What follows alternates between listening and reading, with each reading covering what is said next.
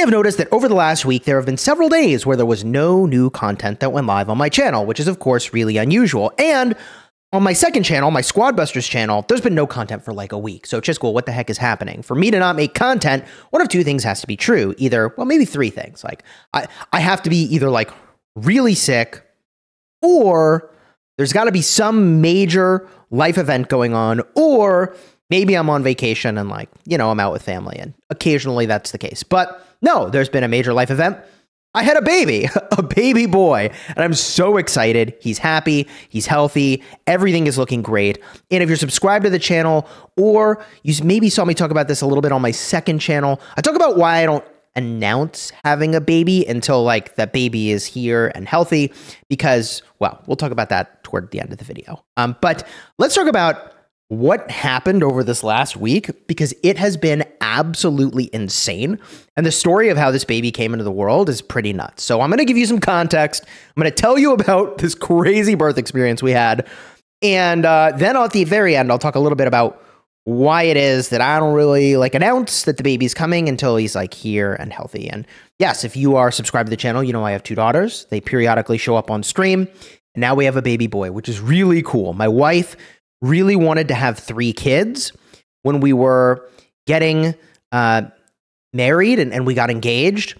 We had a conversation with a religious officiant who kind of sat us down and said, how many kids do you want? And I said, well, ideally 2. And my wife said 3. And she's like, what? You know I want 3. And so, long story short, I low-key negotiated with my wife where I said, well, I mean, look, at the end of the day, she's going to get whatever she wants. So I was like, well, we could have a 3rd kid if you do the diapers. And so she does the majority of the diapers, which was a pretty cool negotiation on my part, I would say, because she's happy because we have 3 kids. I'm happy because I do less diapers. And at the end of the day, she was kind of going to get whatever she wanted anyways. So this worked out. This is working out, okay?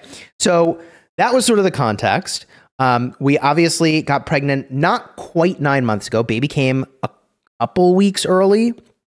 And the other thing that you know if you're subscribed to my channel is that we've been doing construction on the house. Specifically, we were doing work on our kitchen, which absolutely needed to be done. Like, the kitchen wasn't just dated. There was a bunch of stuff that was like honestly just broken and needed to be fixed. And that was the case for a while. So we realized if we don't get this done before the baby comes, it's just not going to happen.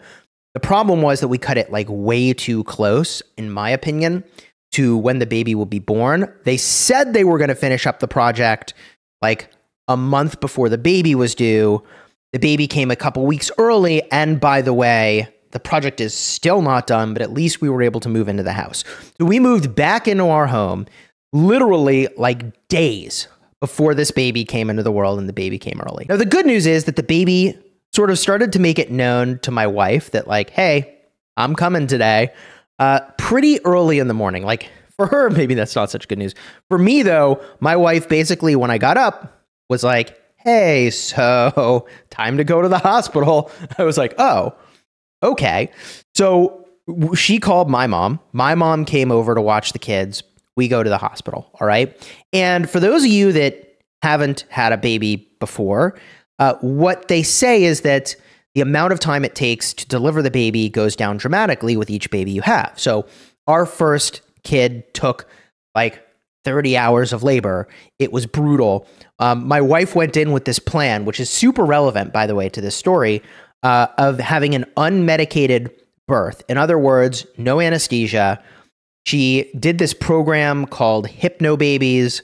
I don't think it's a scam, but the idea is that you can put yourself into like a state of hypnosis and have a pain-free delivery, even though having a baby is normally very painful. And I think maybe some people who are super susceptible to influence, like you know someone who's like this. You tell them that their arm hurts and they think their arm hurts, or you tell them there's no pain and they think there's no pain.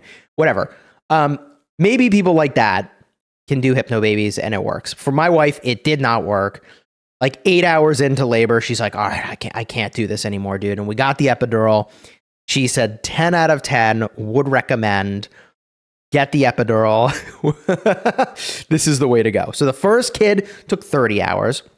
The next kid took like closer to 6 to 8 hours. It was very fast. And this one came even faster. So we drive to the hospital. And in the back of my mind, I'm thinking, if I speed and I get a police officer trying to pull me over, do I just keep going to the hospital anyways?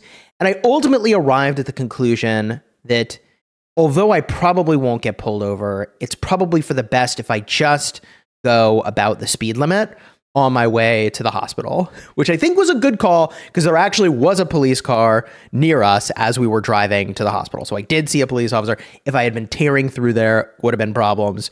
But yeah, I decided just drive safely. But the time here really, really, really matters.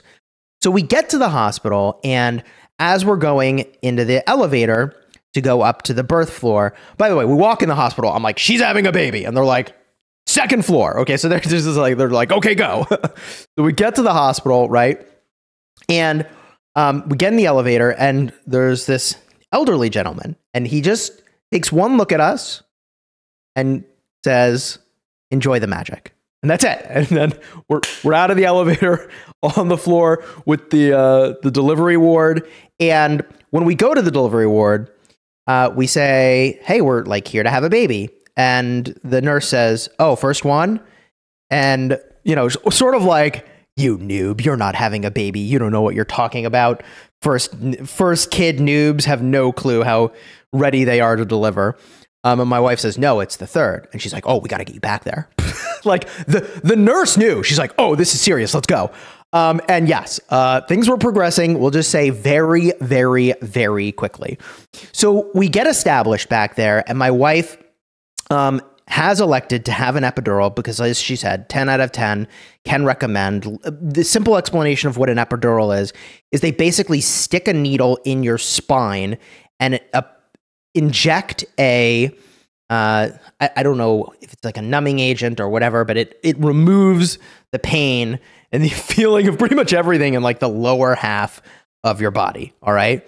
It's pretty major. So what she wanted was to get that epidural right away. And so she said, hey, baby's coming. Let's get that epidural going. But in order to do that, they first have to draw blood, test the blood, and give you an IV bag first before they can give you the epidural. This is all super relevant. So, you know, there's lots of nurses like coming in and out of the delivery ward, and someone comes in to administer the IV, right, to collect the blood and to get her fluids. And she goes in the first arm and is really kind of struggling to land the IV properly. And she's like, oh, I blew the IV. I'm like, oh, is that, what do you mean you blew the IV? So she blows the first one, whatever that means. And it took like 5 minutes to get this sorted out because, you know, my wife is having contractions. So she's got to stop in between contractions to like get everything sorted out.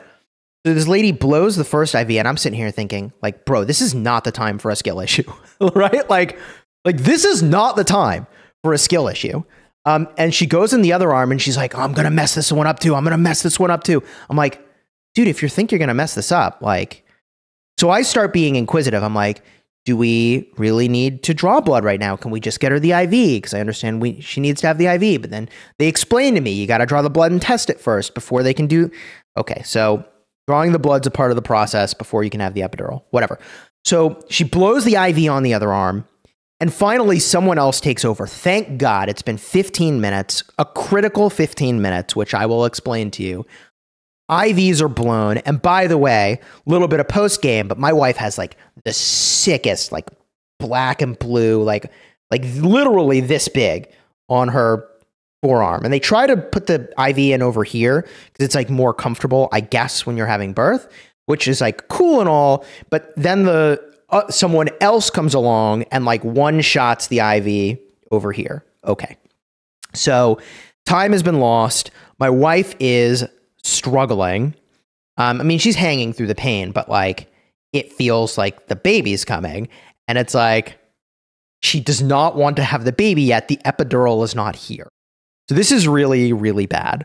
So finally, as we're doing this, we keep like asking sort of questions to the nurses about like, okay, so how long is it going to be? And there's a couple problems here. First of all, it takes time for the epidural to take effect. Second of all, you have to sit a certain way. in order to have the epidural issued, which is going to theoretically make it feel like you need to deliver the baby even more urgently, and you're not going to be able to sit still. And the nurses are like kind of subtly hinting that like, well, it's kind of like your call, what you want to do. But they are deeply implying something I can see, but maybe my wife is not as cleanly able to see it through her pain, that they are implying that the epidural really isn't an option anymore. Like before the epidural has arrived, for like 20 to 30 minutes, and the epidural, in my opinion, was kind of late in its arrival here, but for like 20 to 30 minutes, the nurses are kind of implying that like it might get here in time, but they know it won't. And they know that she is going to have to do this birth completely unmedicated, because at this point, there are no other pain management options besides nitrous oxide, which she has tried in the past for having a baby, but it just made her nauseous. So fat L, not going to do that again. So my wife realizes and makes the call herself, I guess we have to have this baby unmedicated, because there are things that the nurses can do to like speed along the process. And the nurses are basically saying like, you're going to be in a lot of pain until this baby is delivered. Let's just, rather than slow it down for the epidural, like we need to speed this up. And they were right. Like we needed to get it going. And so it's funny because right as they're executing, you know, the things you can do to sort of speed up the process of having a baby, the lady for the epidural arrives, which by the way, it looks like they're going to try to charge us for the epidural, which we are definitely not paying for, because the epidural did not arrive. So now my wife is having an unmedicated birth. And boys, look, be thankful that you will never need to know this pain, because I will tell you that literally the whole hospital knew my wife was having this baby. She was loud because it's painful, bro. It's really, really painful. And I said two things to my wife that she said were incredibly helpful, right? One is that I said, like, look, the only way forward is through. Like there's no option here. There is quite literally no option anymore. There's no pain management choices. The other things that they can do that probably don't even really help are just like, you don't want to do these things. Like, yeah, no, the only way forward is through. And like my wife sort of realized, like, she has to get it. Like she has to get it done. She has to do this. Even though she was mentally and emotionally like not prepared for the level of pain associated with delivering a baby, because like that was not a part of her plan for this birth. And the other thing I said that, you know, like I use gamer language around the house, but I, so I use gamer language here, but I said, you have to lock in. Like you have to lock in. There's no options. The pain is like extreme. It is what it is. But I simply said, like, you have to lock in. That's it. There's no choice. There's one way this baby is coming into this world. Like you have to do that. And like theoretically you could do like a C-section and these other things. Like technically there are other interventions, but like in an ideal world, you don't want to be doing other interventions. That's not, in my opinion and her opinion, ideal. So, whew, man, I'll say this, of the levels of pain that I saw my wife experience as she delivered this baby was, and we you kind of know this is going to be the case based on, you know, like movies when they portray having a baby, but like it was really surreal to see in her whole body composure and face, like the way she was experiencing the pain as she, like, to use tier list description, she was going through like, you know, B levels of pain, A levels of pain to S levels of pain. And like the look on her face was unforgettable when she realized that S plus was a level of pain. It was crazy. Long story short, she delivers the baby, and it turns out this is a big boy. Kid was 8 pounds, almost 9 pounds worth of baby. That is a big baby for an unmedicated birth. Woo! So thankfully, baby boy is healthy. And you know, the thing about having no medical mitigations or interventions as a part of her birth process is that she feels like she is a lot faster in her recovery now from the birth, and also sort of took less, just to use gamer language, took less battle damage in the process of having the baby. Because, you know, without getting into too many details, like when you can feel everything, you can work with kind of like what your body is naturally encouraging you to do, if that makes sense. Whereas when everything in the lower half of your body is numb such that they don't let you walk, like they just tell you push, push, push. And like, that's not actually how bodies work. There's like a rhythm to that process. And you don't need to know any of the details. Suffice to say, there actually were a ton of advantages to having a unmedicated, no intervention birth. Wow. So my wife is happy and healthy. And she, it's funny because I didn't say this at the time, but like she knew and I knew that the moment it was over, she'd move past the pain. And that was correct. Some number of people do have like PTSD sort of. I don't know if this is actually what it's called. And I feel ignorant not actually looking up the language, but like some sort of like PTSD around like the level of pain of giving birth. She is not feeling that way. Thank goodness. And I'm kind of like, when I talk to her, I'm like, doesn't it feel like you're like a superhero? Like you're holding, you know, Mjolnir and the armor and the cape pops on because you delivered this baby in this way. Like, is there a more badass thing to do in life? I like genuinely don't know that there is, quite frankly, right? Unmedicated birth has to be one of the single most badass things a human can accomplish. Straight up. Right? Right? So anyways, baby's healthy and happy. We're at home, which is awesome. Things are looking good. There's always some like weird false alarms. Like this happened with our first baby where they were like, oh, your kid's deaf in one ear. What? They were like, well, she failed the hearing test. Huh? And then like someone comes back the next day. But like, it's funny. They're like, oh yeah, I failed the hearing test. But like, you could see they like, instead of putting the, you know, the things on their ears, it was like sideways on her head. Like, what do you mean if she failed the hearing test? Like, dude, this lady was so, anyways, whatever. But like, so, you know, happened again. First, you know, kid failed the hearing test. And then they're like, oh no, actually his hearing's fine. Like, of course it's fine. Put the thing on straight. Jeez, man. Anyways, yeah. So the reason that, I love all this. I'm so hyped. The reason I hadn't announced that the baby was coming on this channel is I thought I had a little more time to do it. I mean, the baby came early. And so I was going to make a video talking about like, hey, here's why I don't talk about the fact that we're pregnant and this baby's coming, because it is exciting and it's really cool. And I like want to share it. But very briefly to share our story with our first kid, my wife had what's called a molar pregnancy before having our first kid. And a molar pregnancy is where instead of having a baby, you basically have a tumor.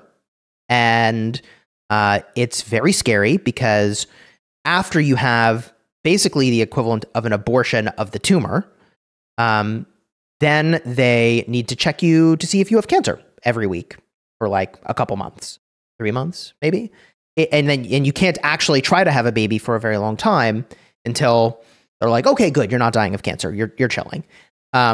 And a molar pregnancy happens to like 1 in 2,000 women. Like it just is random.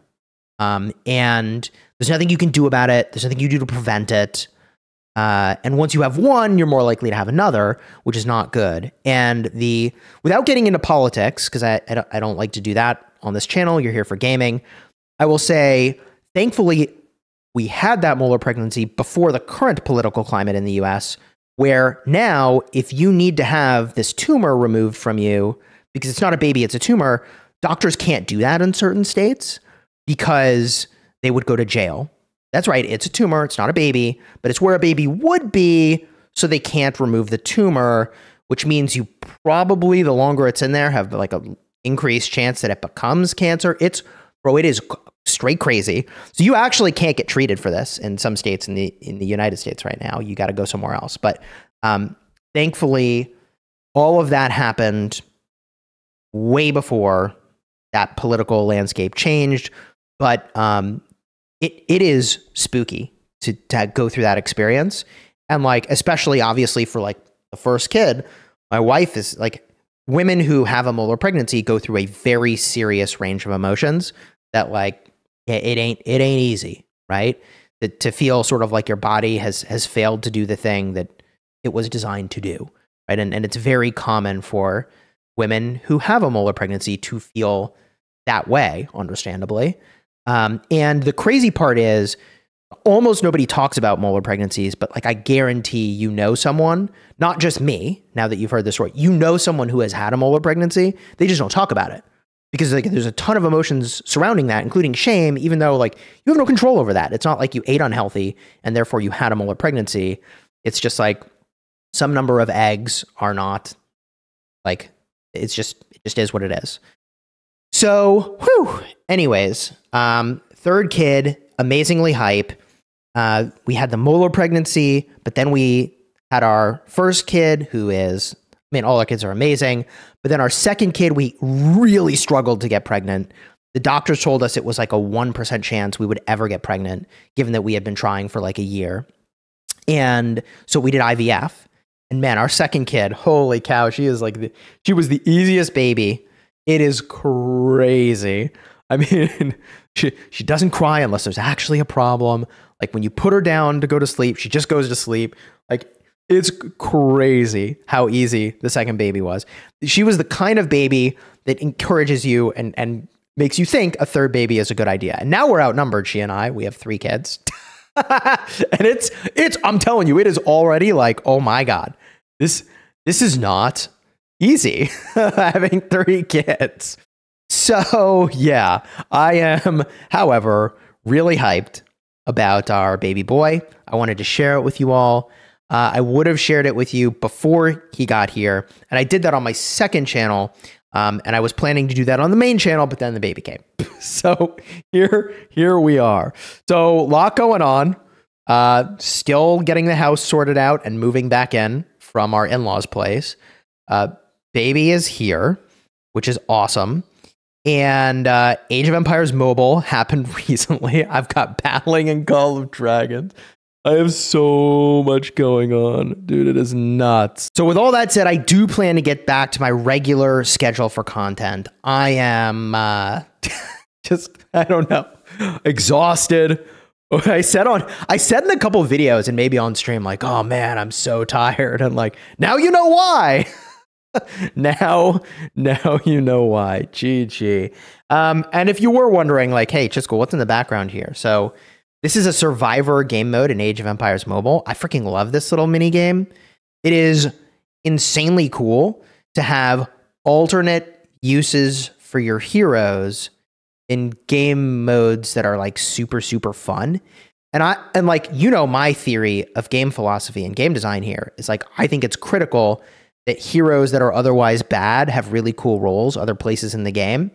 And like, okay, some of the heroes you can choose for this game mod are actually like really good other places in the game and are super meta. But there's also heroes I wouldn't have invested in that now maybe I will, just to like try them out in this game mode, which is like super, super, super cool.